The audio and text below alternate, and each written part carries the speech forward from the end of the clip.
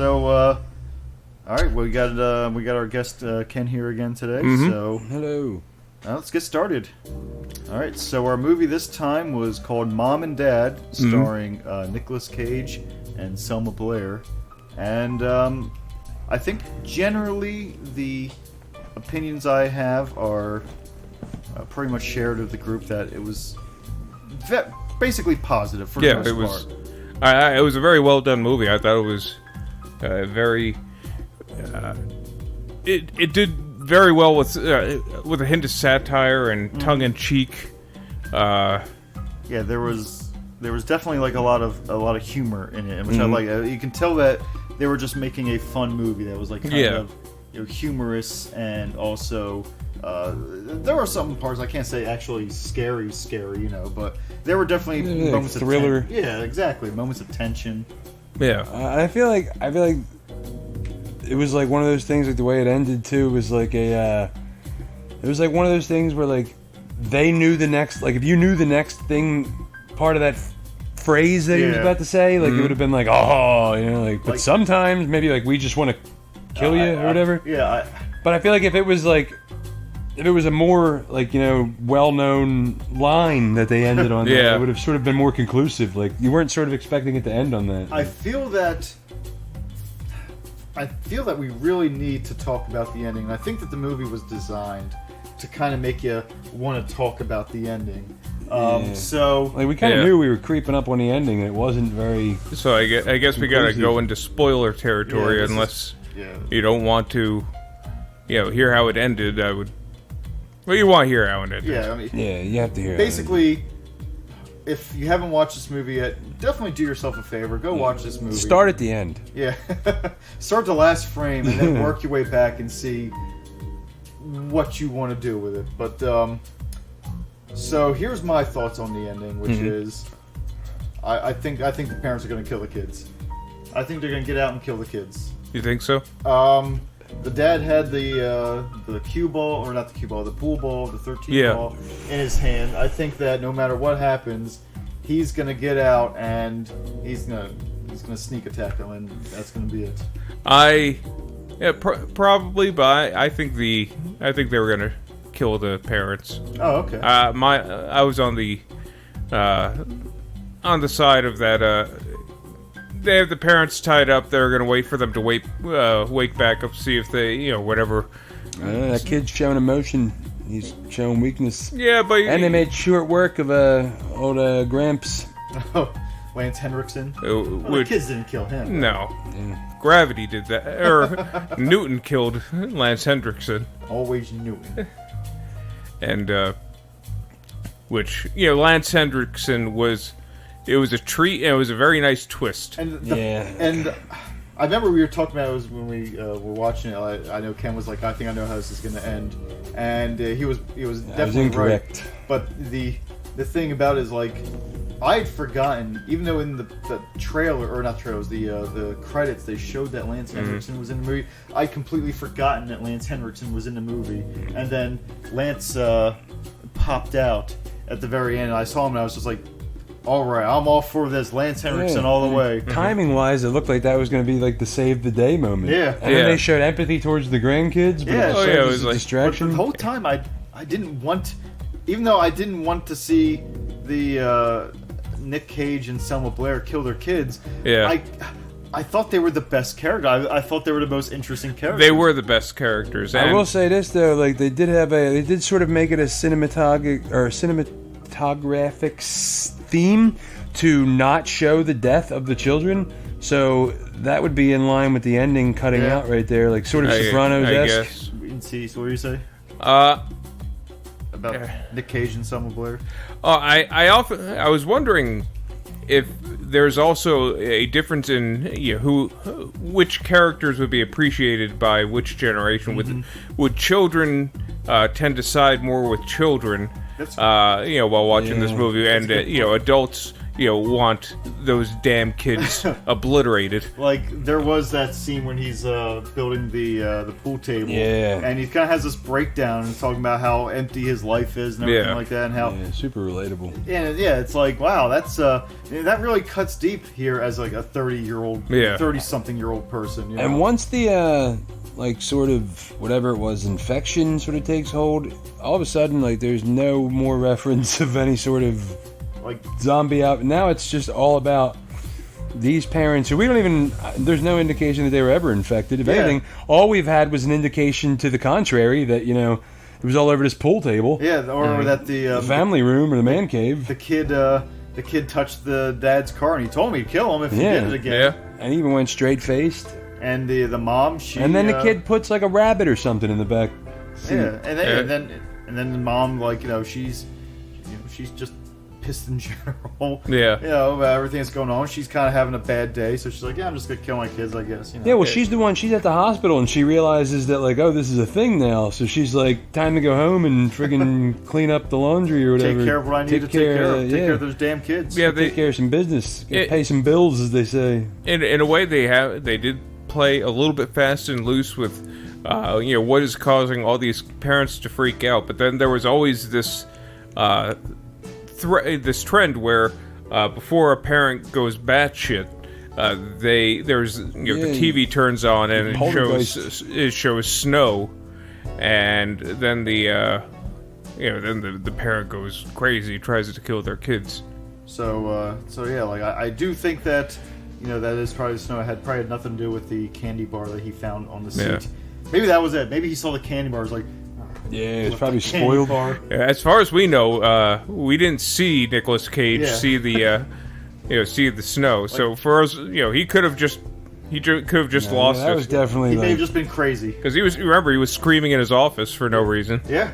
Yeah, he definitely just snaps finally. I mean, he was sleeping when everyone else was being infected, so he was hanging by the moment with that chick with the tits. He was just like, he's coming in, he's like, hey, did you hear everyone's killing their kids? Yes. That's okay now? So we're doing this? Yeah. Okay. I do really like, I know we talked about this when we were watching it, I do really like how the parents, Selma Blair and Nick Cage, had almost a better relationship when they were killing their kids. They found common ground. Their relationship was on the rocks until they found a reconnection through the murder of their children. It's like there's like a really dark like a comedy aspect to that, but it's really funny. And again, like I think the thing that drive the movie throughout when they were doing that was like. It's hard to deny that Nick Cage and Selma Blair really did have good chemistry. Oh yeah, definitely. They did a good job with the movie, so with their characters. So it's like on one hand, it was nice to see that turnaround. Yeah, because like she was like about to go do like a casting couch earlier on, and then they were like, "Nah, you're not like you're past MILF status now, and we don't do." Are you kidding me? We don't do G-MILF stuff here. We don't do. It's like, all right, I think you guys definitely do G-MILF stuff here. You're brazzers, come on. Yeah, that was definitely gonna. You probably watched that scene on the internet. Oh yeah, we've all seen that scene many a times before. He was just saying no, and then he's in the back. He's like, that was after after they did the video. We do have a calendar audition for you though, if you'd like to try that. And she's like, oh, a calendar, huh? Yeah, but it's like a watercolor painting calendar. She has to submit. She's painting the calendar. Like this is it's not a Bob Ross calendar. It's a Bob Ross. Hey, you're a calendar girl now. This is not what I expected from being a calendar girl. Yeah, well, take what you can get. Well, you think you're just going to show your tits everywhere? Come on. We need this. We need this. This landscape painted. We don't got a lot of painters. We got plenty of girls willing to do other things. But we don't got any artists. Yeah. Nobody wants to see you on the hood of a car, all right? What is it, still life? Hey, Rose, did we ask for still life? No, I don't think we asked for still life. So why don't you get your still life and go stuff it up your ass? Your ass. He's passionate. Dangly ones. He's banging his fist on the desk and everything like that. Get out of here with your still life. I want pictures of Spider-Man. It was funny. I was about to make a J. Jonah Jameson. Really? Yeah. something about someone being passionate about photography. Yeah. And she's, you know what that means. I know what that means. Breaking news. Time. J. Jonah Jameson says he no longer wants pictures of Spider-Man. He wants pictures of Go on. Kendall Jenner. Well, that's a weird turn for Yeah, him. that was a Well, she He's does now have spider powers. Yeah, so I he's guess now it makes full sense. paparazzi. Oh, okay. When he lost his job at the Daily Bugle. Yeah. He works for TMZ now. Yeah. He runs TMZ, the office that weirdo got fired. And he just can't stop stalking Tom Holland. Yeah. The other host became a Spider-Man villain. He's I know Mysterio would be the easier answer, but like, what would be a better like Spider-Man villain for like a paparazzi kind of guy? I want to say Craven. Yeah. I want to say Craven. He's not hunting someone for the thrill of the hunt, but And dude, I'm forecasting that dude because that outfit is kind of fabulous. Like he's got like a boa. Yeah. Like he wants to get the perfect shot of the celebrity of Spider-Man just doing something bad. You know, Spider-Man's eating at like a taco stand. And he's like has a little bit of a he's got a little bit of a beer belly or something, and he's just trying to get that perfect shot. It was like that bad run Val Kilmer had. And then like all this celebrity, like they're just getting pictures of him. That'd be great. That would be that's what they're gonna do for Spider-Man 3. They're gonna have Craven the paparazzo. Right. He's like a manhunter, but it's like that's the name of his reality TV show. Oi, it's Manhunter here with Craven the Hunter. And he's got like a bunch, like he ruins so many celebrities' careers. Yeah. And J. Jonah Jameson hires him to to get Spider-Man and everything. Right, he's the guy that got sued by Hulk Hogan. It's for like showing him bang his wife or whatever that weird. There's just like he doesn't have skulls or anything like that, but he does have like the Polaroids of the people that he's tanked. Hanging around his neck, hanging on his wall, or it's like little gold medallions of the peoples of the lives of the people he's ruined. He's got their Billy Bush. He's got their star from the Walk of Fame that's just hanging in their thing. Like, well, I ruined another one. He's just got like a wall of stars. Yeah, one of them shaved head Brittany. But like regular Brittany's still out there, and he's trying as hard as he can. Like, he doesn't always go after Spider-Man, he's got other fish to fry. It's just that Spider-Man's the top of his list, it's like Terminator 3. There's a lot of targets, not just John Connor at this point. He's got other people he wants to take down. But he'll still try and set a trap with Brittany with with Chardonnay and Xanax. I like J. Jonah Jameson, meanwhile, trying to like bring legitimacy back to TMZ, but he like accidentally turns into like Alex Jones. Like, we need pictures of...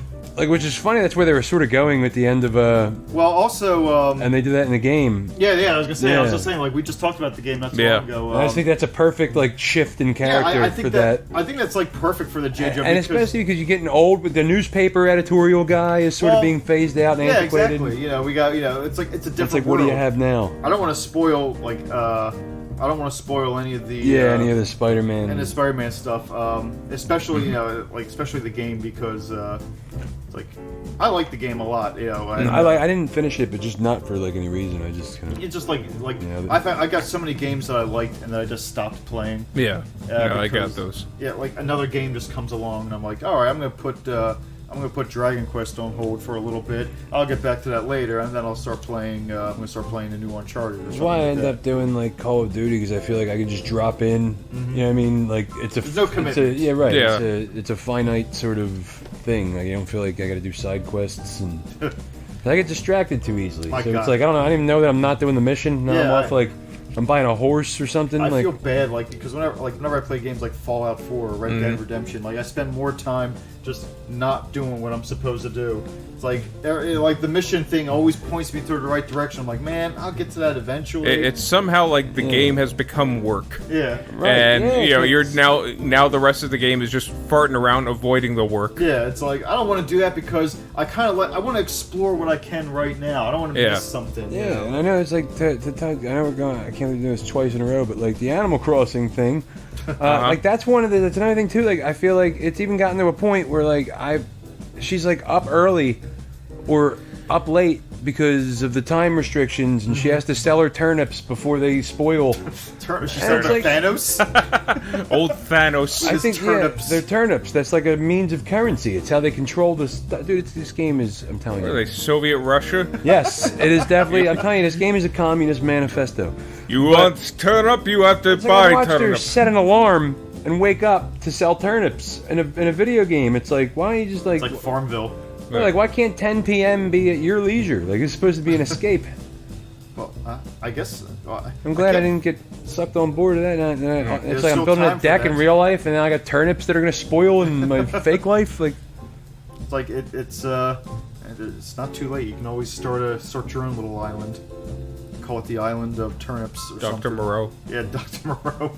Start having these animals not eat each other. yeah. Well, these animals are like they're all authoritarian. They all like look weird. Dude, it's like Shutter Island. So that was what I'm saying. Right? Yeah, Okay. I don't remember Yeah. many animals in Shutter Island. telling you, Like, Leonardo DiCaprio was really a tiger the He was whole a bear. time. He's a Tom bear. Nook guy. That makes too much sense if he was a bear. He was the bear in the movie. Like he's the ancestor of the bear that he killed. In The Revenant. Yeah. Tom Nook is Jeffrey Epstein if he was into fairies. What? Oh. Yeah, I left the room. Thanks. Yeah. No, I forgot. Just imagine Jeffrey Epstein instead of like an island of like 12-year-olds, like an island of like people dressed as. No, I just like, didn't know. I didn't know who mascots. Tom Nook was. Tom Nook's the guy. Oh, Tom Nook's the owner Animal of Crossing. Animal Crossing. Sorry. Yeah, I figured it He's out. the Jeffrey Epstein of Animal Crossing. If he was into fairies. There's fairies in the game too. No, not furries. Sort of. Furries, right? Furries. furries. Furries, yeah. I had one time I was at this is kind of furry related. Mm-hmm. I went to Magfest one time, which is a video game conference kind of thing. Yeah. And they had lots of different things where you could walk in and play different video games and things like that. But they had a lot of people dressed up as furries, basically. You know, Yeah. people dressed as Yeah. cat people and things like It's that. like, where does it cross that threshold? Well, like one guy was, I'm not gonna say he went full furry, but he was dressed like spot on, like Star Fox. Oh, that's cool. Yeah, And it's like, is that cosplay? Or yeah. Or you have another it's party more- to go to later. Definitely more cosplay and everything, but I remember I wasn't around for the entire thing, which it was my friend Chris, and Chris said that he came in the hotel. He was like, "Yeah, Star Fox just held the door open for me," and I was like, "Man, you missed an opportunity here to really go in and say something like, 'Your father helped me like that too,' and just start like quoting Star Fox at a guy. I have a feeling he gets a lot of that. He gets a lot of shit. He by probably wearing is like, oh, no barrel rolling. Might have been like a two-for convention. Like there was the There was a furry Comic-Con, one and then there was a next fairy door. one across the street. There So was a- he I was wouldn't- Star Fox during the day, then at night he was like He was Firefox. Star Fox. Star He put on like a boa. I wanted to show up the next year because I wanted to I guess cosplay but I wanted to show up as E.T. from the E.T. video game. I was like, man, this would be fucking hilarious. You don't want to go to the wrong convention in the ET costume. Go to that weird NASA convention. John Glenn's there, like, get him! Try to get away from me one time because I'm assuming John Glenn Buzz encountered Aldrin. aliens. Of course he did. Buzz Aldrin would definitely. What be- happened? What happened to us? Buzz Aldrin made his slogan "Get your ass to Mars," but he used the quote from like Total Recall. Yeah, that was Get your ass to Mars. Yeah. And Like a bold move. Like I love how Buzz Aldrin's like 90. Like he shouldn't even be alive. Why? What did he do wrong? He's a national hero. No, I mean like he's, Second man on the Yeah, I moon. mean, that was a he bad said, choice he of said the words. word ass. he could not be alive. Burn him! Burn him alive! Could not would be a better choice of He words. could not be alive if it were not for the alien technology that they had on. Right, like it's keeping him He alive. caught that Martian flu, which kills the Martians, but it's like really beneficial to humans. Yeah, yeah. It's like the opposite of what you'd expect. It's like, the man, Martian Manhunter. like, and the Martians, like, they have, like, it messes with them so much that, like, oh man, if you catch the Martian flu, you're done. But if humans catch it, like, it's like that perfect thing. It keeps you alive for like 90 It's days. the I Mr. saw that Jingles. episode of the Flintstones. Mr. Jingles. Mr. Jingles. What was the alien's name in the Flintstones? Remember Oh, they had, like, an Gazoo. alien? Gazoo. Yeah, Gazoo the Great. Yeah, I found Oh, the out Great like, the Gazoo. pyramids Great got Gazoo. built. Nobody talks about that. The pyramids. Oh, that was... Right, it's prehistoric. That was a Yeah. Jetsons, What was the actually. alien even doing there? What if the Flintstones came after the Jetsons, after they bombed themselves into the Snow Age? I remember there was a theory that the Jetsons actually live above the Flintstones. Like that's what the above ground is in the clouds. If they so the Jetsons meet the Flintstones really wasn't them like going back in time. They just kind of fell down. And Let's see what the lower society is like. Dude, when do we get like robot slaves though? Oh, we have them. Jetsons. I mean, all they got is that weird thing in Giant. She's a maid. Oh, right. Rosie. No, come on. Hey, Mr. B. J. Yeah. Mr. J. I'm doing freaking Harley Quinn, I guess. Tell me he hasn't been up late drinking whiskey? Like, hey, Rosie. Oh, no. Why do you think That's it's actually Rosie? Elroy lost his virginity, I think, to Rosie. It's because of the come-ons that he always has equipped? trouble with that. Does she have like? Is she? She has a special port. Oh man, it's like a fleshlight. She has a double entendre. She's got a fleshlight installed down there. Oh, it vibrates. So this is getting weird. Like she had. I'm flustered. She has to like fake it like convincingly. Well, like she's like, dude. Well, can an alien? She was an alien. Can a robot have an orgasm? That's up to who programs it. I imagine like springs pop out when she does though. It's like the Rock'em Sock'em robots. We should go down to Giant. We should go down to Giant and try and find the sweet spot on old Marty. Beep. Sir, what are you doing to that? She nuts, and it's like literally just nuts popping out. Thank you very much. I'm here all night. Thank you. But oh gosh, Rosie. So anyway, I feel like we're like. I used to hate, well not hate, but I used to not like Rosie when I was I didn't like it. I didn't like the Jetsons. Yeah, that's the thing. Because you were conditioned. To not like that we knew that we knew what robot meant in Russian, but. I felt I just kind of always felt that she was gonna break down one of those days. Like I used to watch the Jetsons, I guess, every now and again because it wasn't a normal thing. And the same thing with the Flintstones. I never watched the Flintstones a lot. No one did it voluntarily. It was just a thing that was on at the time. Yeah, it was on before. They probably shouldn't have been. Like, do they just smoke Camel non-filters and stuff? Yeah. They smoked. And they were they're make the women do yard work so they could smoke non-filters.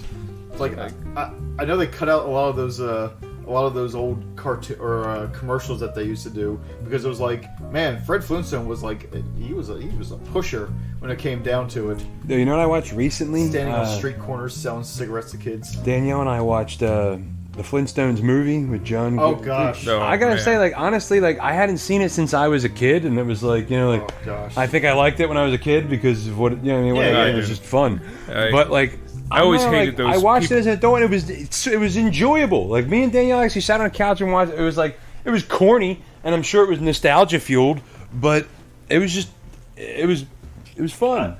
We watched the. Actually, I don't know if I watched it with Burton. I watched. I think I watched it by myself. The Viva Rock Vegas. Yeah, that was the sequel. I don't know if we watched. They recasted I have 3 vague recollections of watching it. Literally nobody returned from the first Flintstones, but I remember I was sitting there, I was watching, I was halfway through, and I realized, I don't hate this.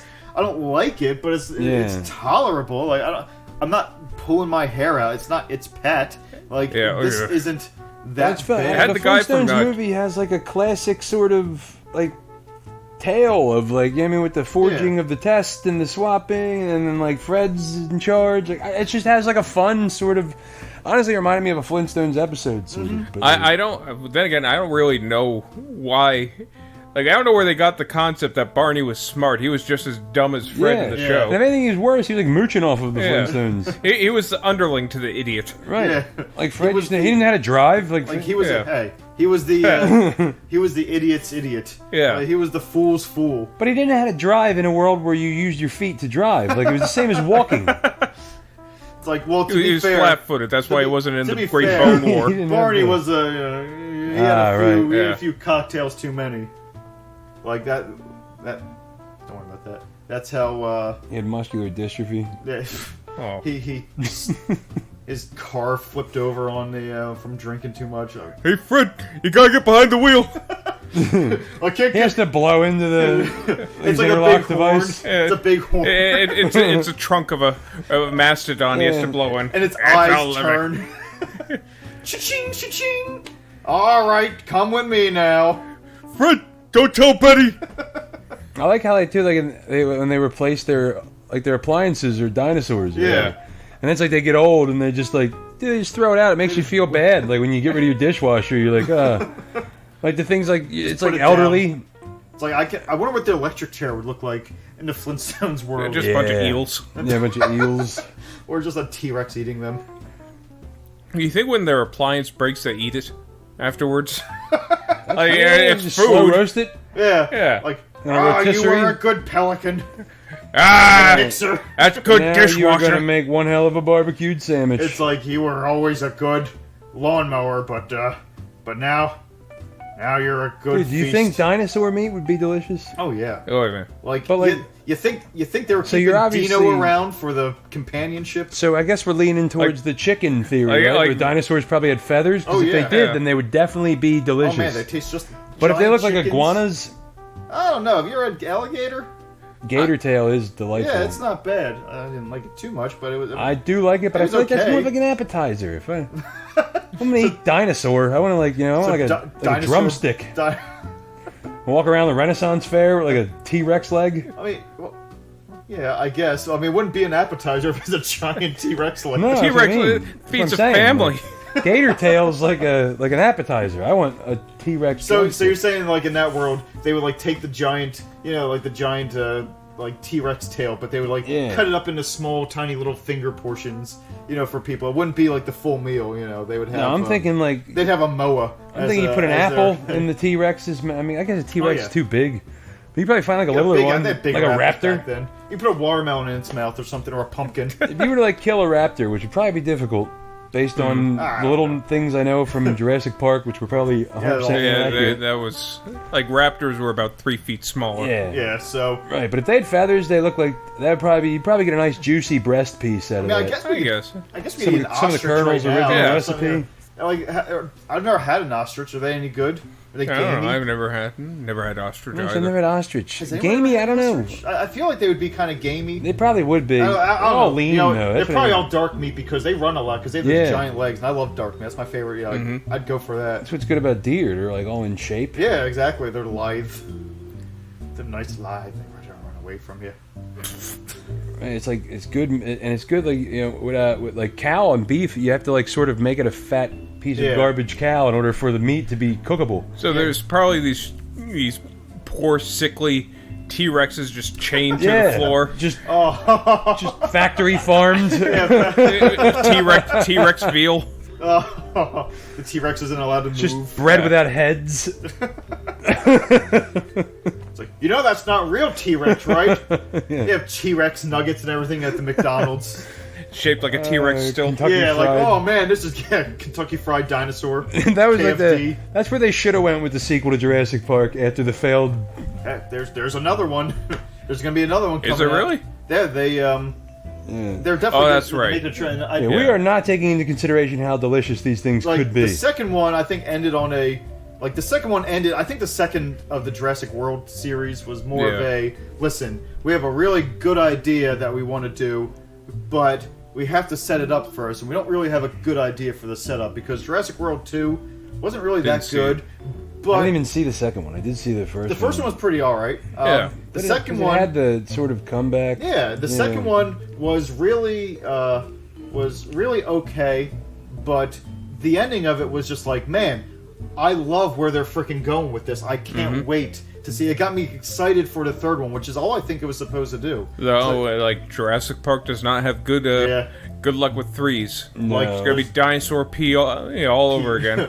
Alan, wake up! Oh my god. Oh my gosh, I think I saw Jurassic Park 3 in the theater. I think I did too. No, I didn't. I saw it at home. You need I to do definitely better. did. I think we were probably in like it was probably senior year. I think I saw it with Nicole. I saw it with Al.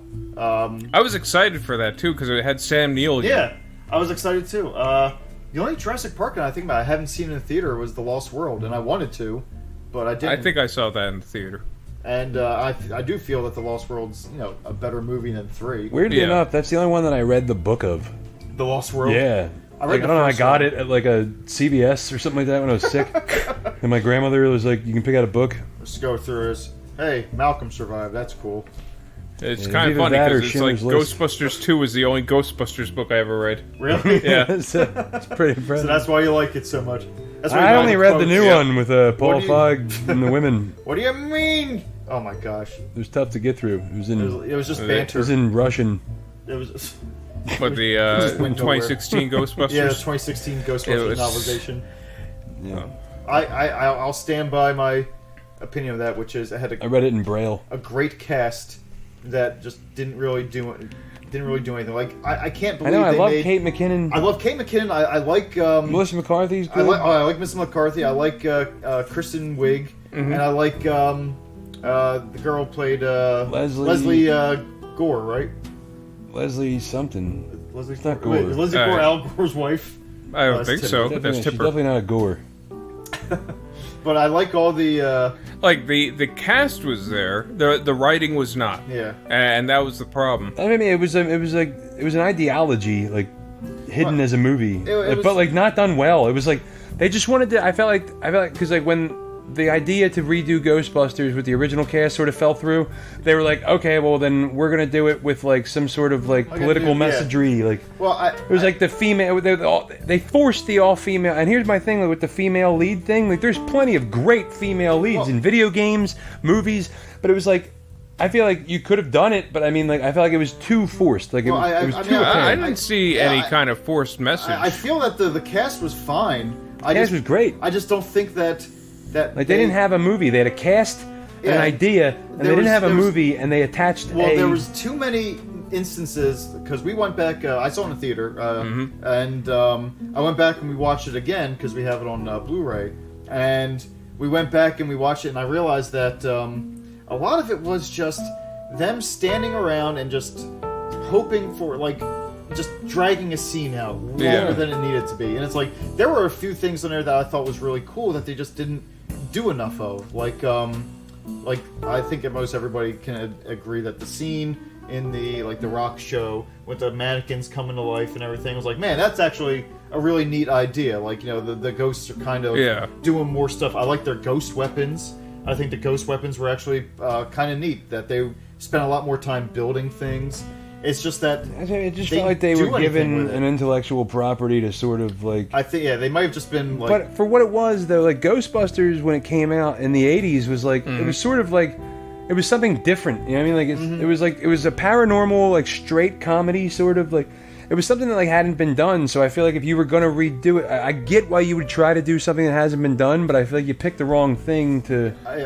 Well, but if you wrote it well, it wouldn't have mattered. The problem was, to me, that with the 2016 Ghostbusters is that, with the 84 Ghostbusters, there were moments where, all right, we're going to have comedy bits, we'll have something funny here, but then, later on during the movie, they would put the brakes on them and take it seriously.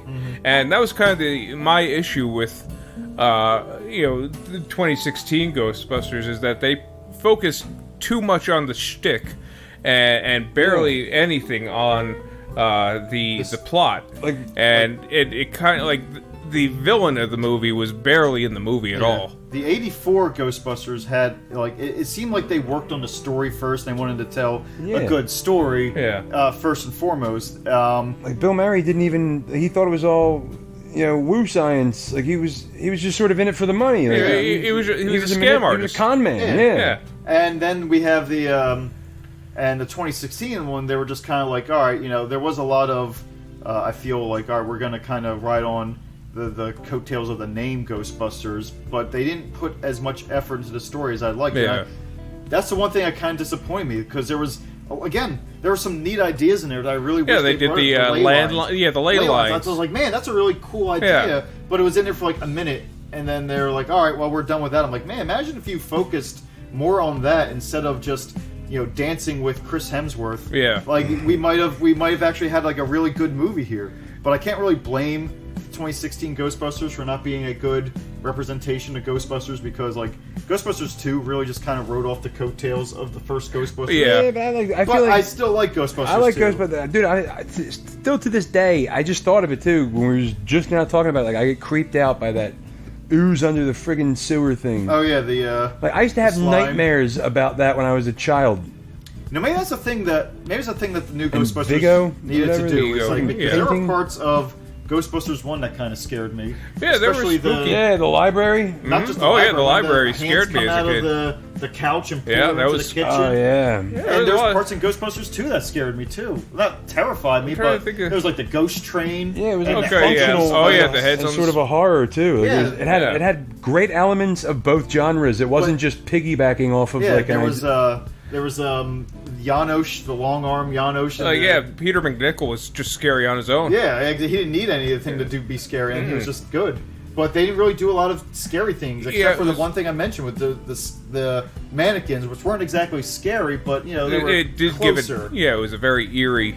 Ooh, wow. Thunder. I mean, it was weird how they cast like Chris Hemsworth as like he was supposed to be the male replacement for what? Janine. Yeah, Janine. Janine, and then she, but like they just sort of made him like a dumb blonde joke. Yeah.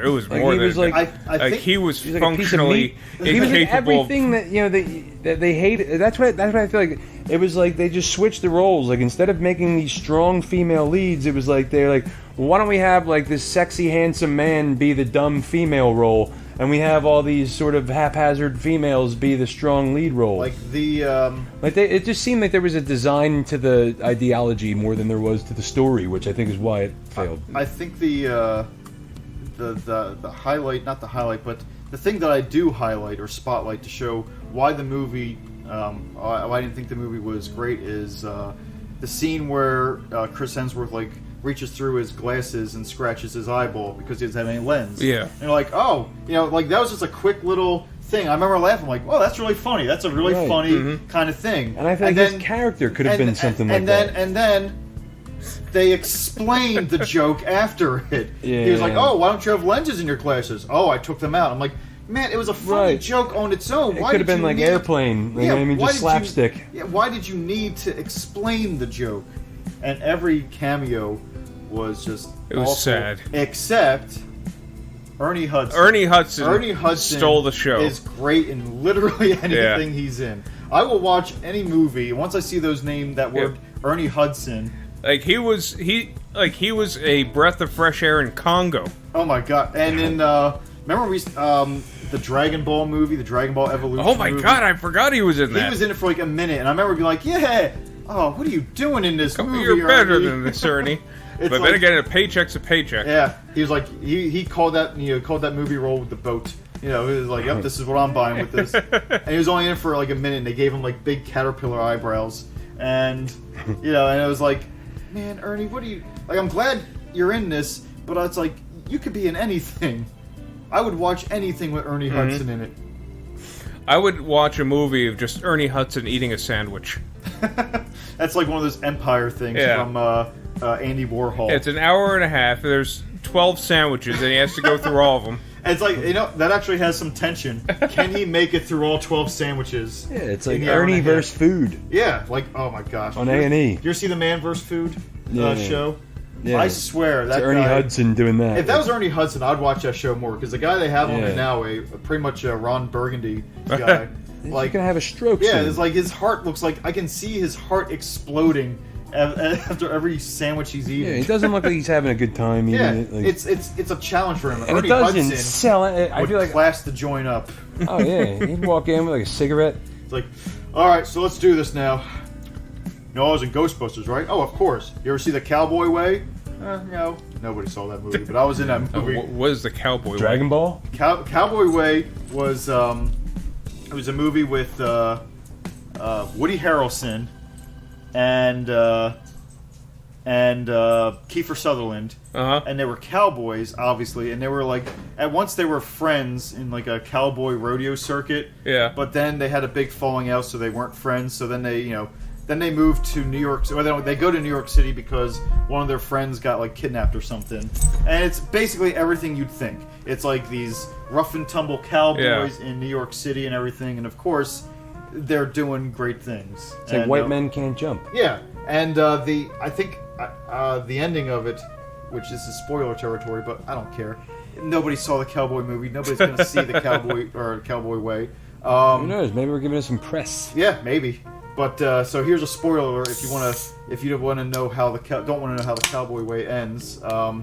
They defeat the bad guy who's played by Dylan McDermott. He was like the guy from The Practice. They defeat him by lassoing him and tying the other end of the lasso to a subway. Oh, just have him being pulled behind the subway. That man's chunks. Yeah. Oh. And I gotta tell you, I was like, that's a pretty cool way to kill a villain. I mean, of course, in the movie, because they didn't have a chunk budget, I guess, it was just a dummy bouncing around, you know? And like one hits like real high and it bounces up and everything higher than normal and just keeps on bouncing. Like, yeah, that's kind of corny, but the rest of the movie was alright, not too bad. Did they kill any infants? No. That was actually one of the things that the movie was lacking. And yeah. It actually got a negative score from Infant Killing Weekly about that lack of killing. Siskel and Ebert only gave it 1 thumbs up. One of them was really disappointed by the lack of infants. And the other one was only half disappointed. And so he got the thumbs up. And I don't know which is which, but I think we all know which is which. I don't know which part got the thumbs up. Yeah, I think we can kind of all guess who got the thumbs up, who gave the thumbs up for it. You know, who do you think gave it the thumbs down for it not killing infants? Let's say at the same time. All right, Siskel or Ebert, same time on the count of 3. 1, 2, 3. Siskel. Ebert. Wow, I am the odd man out in this one.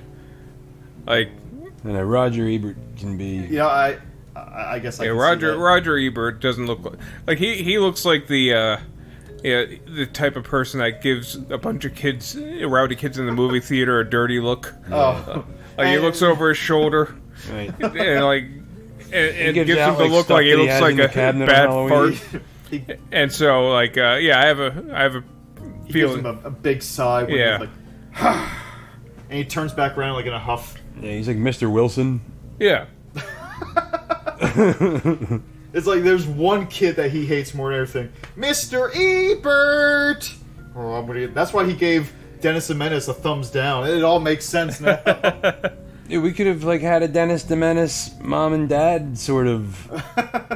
A Dennis the Menace marathon. Like Nick Cage is Mr. Wilson. And Ernie Hudson as Dennis the Menace. If anyone's going to be Mr. Wilson, it's going to be Lance Henriksen. Yeah. Lance Henriksen and Nick Ernie Cage Hudson is Dennis the Menace, but he's grown up. Lance Henriksen and Ernie Hudson in a movie together. I'm not a menace anymore. I would. You know how you have like those things where like, I can't believe these two actors have never been in a movie together. Mm-hmm. Like when I saw Django Unchained, I was like, I can't believe that like Leo DiCaprio and Samuel L. Jackson, haven't been in a movie before this point. Two monoliths in the film industry. And and of course, when they were together, they knocked it out of the park. They were fantastic together. So I would like to see Lance Henriksen and Ernie Hudson together because I can kind of almost see this connection between these two. Yeah, they're both like big named actors, but they're not like huge triple A list DiCaprio. They are, they're not B actors. No, by not any stretch. But are we still doing Dennis the Menace? We're just talking about like just two actors in general. I'm for it. Dennis the Menace in that movie. Yeah, I'm just saying Nick Cage is Dennis the Menace. And Lance Henriksen is Mr. Wilson, and Ernie Hudson and then Ernie as Hudson the dad. as I don't know, some ragtag guy that helps him out along the way. Or the remember the hobo? Yeah, I was gonna say Christopher Lloyd. Dennis the Henson. Yeah, Dennis the Henson. Dennis the Henson. Jim Henson is Dennis the Henson. Dennis the Henson, where he sings Bop. Bop. But in the Dennis the Menace movie, they had Christopher Lloyd as a bad guy, which I don't know why you needed a bad guy in a Dennis the Menace movie. Yeah, but they made it work. I guess. I guess it was also around that time they had Home Alone, so they're always needed to capitalizing. They always needed to have that that villainous ruining role. The futures of poor child actors. Yeah, so they always had to have a villainous role in everything, and I feel that you can't go wrong with Christopher Lloyd. Yeah, no he's matter like Yeah. the greatest villain ever, and like Judge Roger Doom. Rabbit. Yeah, Yeah, Judge Doom. I remember when I was younger, like I'd seen that, and I just totally did not know that was Christopher And Lloyd Bison. until I was like older. Like I mean, not like I mean when I saw it, like when I was not really online and sentient as I am today. I watched it as a kid, and I was like, "That's an evil man, He's just Judge evil. Doom." And then I watched Back to the Future, and I'm like, "That's a scientist." And then, like finding out they're the same people, it was like, Like we creepy. had a friend. Actually, we were talking about him the other day. Tyson. He insisted. This is before like IMDb. So he insisted that Christopher Lloyd played M. Bison in the Street Fighter movie. Oh, and we were man. telling him like, "You're out of your mind." the movie was dedicated to. Raul Julia. Yeah. It was like Raul Julia, and again, like My man gave his life for the role. that's one of those things where it's like, man, like I can't believe Raul Julia was never in a movie with Christopher Lloyd, but I kind of get it because there was a limited kind of time that this guy could have. And there's something to be said about Christopher Lloyd as M. Bison. I mean, I'm for that. That'd be weird. Yeah. I mean, if you're gonna redo it, I mean, if you were to do it and you'd do it, but you'd have to have the rest of you'd have to have the idea and the cast in line with Christopher Lloyd as M. Bison. Who else do you need? You'd have to go back in time to have Christopher Lloyd as M. Bison. Even during his Taxi days, he was still an old man. Yeah. Let's recast the Street Fighter movie. Let's see. M. Bison of actors today. I'm gonna say Robert Downey Jr. No, I'm gonna say Carmen Sandiego. Who? You know, the Where in the World is Carmen Sandiego? Just Carmen Sandiego herself. She's gonna be M. Bison. What is this, like Wreck-It Ralph? Yeah. We're just gonna have like all these IPs like Chun Li clashing. is just gonna be Chun Li. That's a good choice of I think Chun Li. casting. Yeah, I think. But the She Chun definitely really would embody that role. But the Chun Li from that weird anime Street Fighter. Well, what about like actual actors? Oh, that's not like- fun. Let's see. Okay, Robert Downey Jr. Let's do Dave Chappelle as Blanca. Okay. I'm talking obscure. Like, this is our movie. We don't have to make this. Yeah. We're gonna have. I just think that would be hilarious. We're gonna have Warwick Davis as Ryu. I'm in. Yes. Yeah, I'm all for this now. Yeah. Let's see. We'll get the. Like a Matthew McConaughey as Chun Li. You know what? Yeah, I can kind of see that. Right, He would sell picture that it. role. Yeah, he would. Yeah, like. He'd be committed. Yeah, I don't remember Chun Li's like cry, but like just him like yes, flipping up upside down. All right. He just Doing throws the up kick. the peace sign. Yeah, just doing the kick, flipping around, and all right, just kicking people. I can get behind that. Yeah. Yeah. E Honda would be Dom DeLuise. I think it might be too late on that one too. Is he dead? Yeah. He unfortunately. What? Well, It's not if we're really going- funny fat We have people CGI anymore. technology. They're putting freaking James Dean in a Job movie. of the Hutt from. They are not going to be using James Dean technology on a Street Fighter movie. They're not gonna. They are in my world. They're not gonna Fair spend their enough. James Dean money on a Dom DeLuise. Dude, if they got money to get Matthew McConaughey in a Chun Li suit, we got throw around cash. Oh, Fair enough. All right, we're doing this in a green room. We're doing this on a casting couch. Selma Blair can play one of the roles. Oh, Chun Li on a casting couch. Except it doesn't. I don't like. Except I don't like she's where not this is really like going. she thinks she's at like she thinks she's auditioning for like an extra role in like a real movie. Then she finds out. Oh, So then she just kicks the living shit out of the dude. that would take. I would say that no one would be into that, but there's got to be a demographic of people who are into that. Yeah. I'm people into are- it now. I think. I didn't know I was until. It's until you thought of it, and then you just kept on going. You're like, you know what? Yeah. Start writing it down. What actor do you think we should probably bring back with like deep fakes or CGI like they did with James Dean. Yeah. Let's see, Clint Eastwood. I think he's still alive. Yeah, I know, but Or he's You dead to the define world. Bring back. Like, could I'm we, gonna see the could we man with no name, remaster Clint Eastwood? Yeah, We'll just put him in there and then we'll just digitally tune him. Steve So- McQueen. That's my pick. I'll pick Steve Yeah. McQueen. All right, I'm gonna pick. Can I change my pick to John Candy? Yeah, that was gonna be my pick, but no, you can't. Okay, fine. Steve McQueen, you get John Candy. I'm going with Shemp Howard. It's like, you brought back the wrong one. Why couldn't you do Joe Besser? Oh god. I'm going Rick Moranis. Oh, yeah.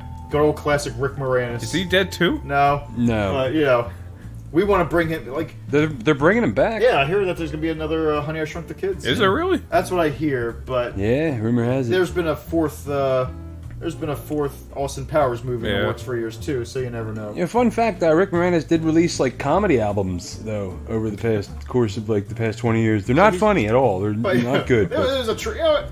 But hey, if it's a passion project, hey, I'm for it. Just wasn't my cup of tea. We watched a while ago the Joey Gladstone from I guess he had a real name, Dave Coulier. His Oh God. That's who You Ought to Know was about. yeah, and we were trying to see if we could capture that. Like, what could make this guy like really fuck over Alanis Morissette? Yeah, you know? But it's so weird when I got- listen to that song. I think of like man, is this really about Uncle Joey? like his jokes weren't terrible, but they weren't great. They He were. just came, like every day with the squirrel, and she was just like, ugh. Mr. Woodchuck. and then he had another puppet that was a cross-eyed bear. That cross-eyed Yeah. bear. that It just- started getting weird when it always came to bed with him. You like to spice things up a little. Yeah. It was it was really like a cross-eyed bear. It was like a hairy dude. This is a cross he met on Grindr. The final straw for her was the 50,000th time she got mad and he said, "Hey, babe, cut it out." Yeah. And that was it. She's like, "I'm writing a fucking song. It's gonna Is it? slap. I know the virgin in me." Gonna know. You can hear the rage in it. Like, yeah, she had is enough. angry. She's like, I blew you in a movie theater. Oh, oh. It's like Roger Ebert looks back. blow me down. Give him a stink eye, and he's like, I have to give this movie a thumb down. Some guy was getting blown in the theater behind me. It made me ruin the movie. It was Pee Wee Herman. Like, Roger Ebert's just picked the wrong movie to see.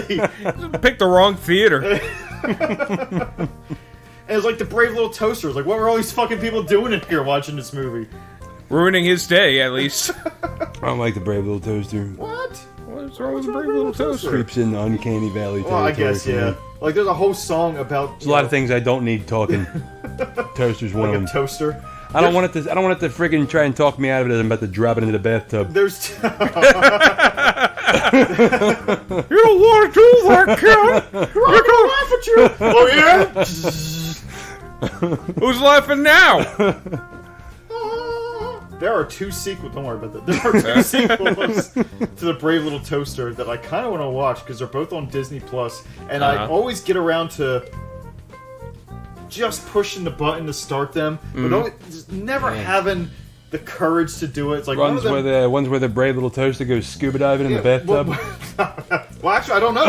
It's like the Brave Little Toaster to the rescue. There's water on that the image, so yeah, maybe it's all in his mind. But the The Brave other Little one, Toaster gets thrown into the swimming pool. The Brave Little Toaster Goes to Mars is one of them, and that is a dead serious title for the movie. And I kind of want to see it because I want to know how the fuck he goes to Mars and how the hell he's coming back. Get your ass Is to it Mars. freeze-dried Get your toast? ass to Mars. Buzz Aldrin's in on executive producer. dropping the thing into the tub, but the water's still floating around. Today a toaster. I'm Tomorrow. the party pooper. Man. That's one small step for toast. What? I wonder if the Mars rover could, like, make toast. Mars toaster. Yeah, like, what if it was, like while they were building it, they, like, It's like, well, what the hell? We're spending Morton taxpayers' money anyway. and they, like, pushed the Keurig button, and then, like, made, like, an egg omelet. And then they're like, well, I mean, we might as well get some use out of it. Like, all these rovers had a breakfast option of some sort, so when they come back, there'll be, Right. plenty to eat. That's why they were so sad when it had That's its how final Rosie. sound off. That's how Rosie came to be. She started as She was a rover. failed rover. Rosie the rover. Yeah. Rosie was built by Cyberdyne.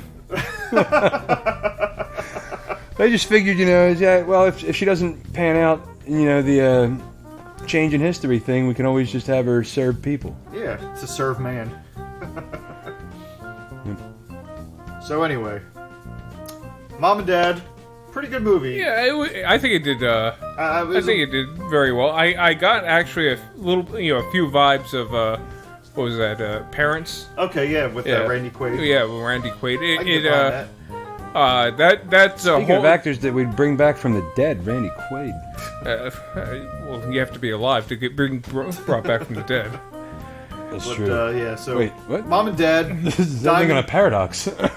I feel a diamond in the rough. Yeah, I definitely worth a watch. I had a very good time watching it. Yeah, it was fun stuff. I mean, it was definitely like exhilarating throughout, but like, and it definitely sort of makes you feel that like, how are we gonna end? Like, you're anticipating the ending because there's like 8 minutes left, and they're nowhere near any sort of Conclusion. Yeah, it was just sort of fun that it breaks the mold in that sense. But Yeah, I would have just ended on a better joke. Like, So anyway, that's our show. So signing off. Good night. yeah, cheers. That'll hold a little SOBs.